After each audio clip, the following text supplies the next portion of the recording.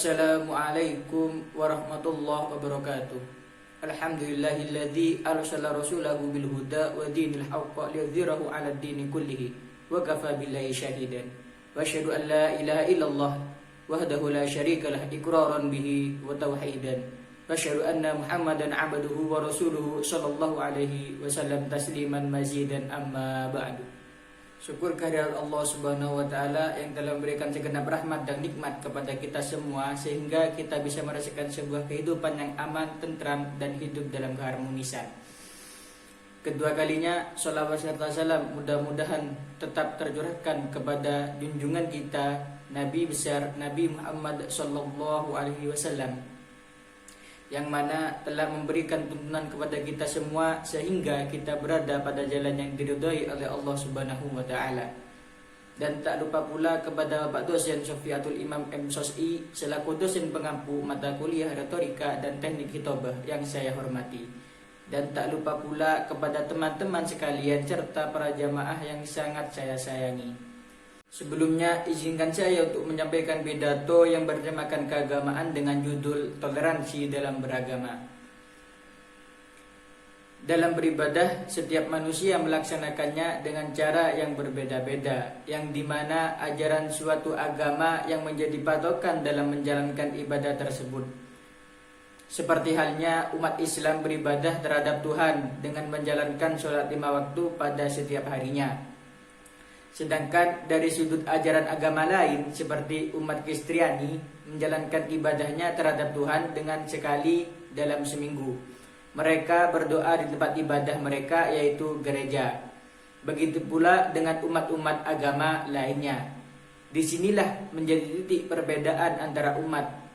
Para umat penganut agamanya masing-masing telah meyakini dengan sepenuh hatinya bahwa ajaran agama mereka lah yang paling benar. Disinilah diperlukan toleransi antara umat yang berbeda agama. Mengapa demikian? Kita mesti menghargai kepercayaan orang terhadap agamanya, meskipun itu tidak sesuai dengan ajaran agama. Kita tidak diizinkan mencela apalagi menghina ajaran agama orang lain, karena setiap manusia di muka bumi ini berhak memeluk agama menurut hati dan kepercayaan mereka masing-masing. Meskipun sudah dijelaskan di dalam Al-Quran bahwa ajaran agama Islamlah yang diakui oleh Allah Subhanahu wa taala. Namun kenyataannya di muka bumi ini bukan hanya agama Islam saja. Kita tidak berhak memaksa seorang ikut dalam ajaran agama kita, karena memeluk suatu ajaran agama harus menurut hati dan kepercayaan masing-masing. Walaupun di dunia ini tak sedikit manusia yang tidak sama sekali memeluk suatu ajaran agama atau lebih sering disebut ateis. Itulah pilihan hidup mereka. Oleh karena itu sudah tertera jelas dalam firman Allah yang berbunyi, A'udzubillahi minasyaitonirrajim. Bismillahirrahmanirrahim.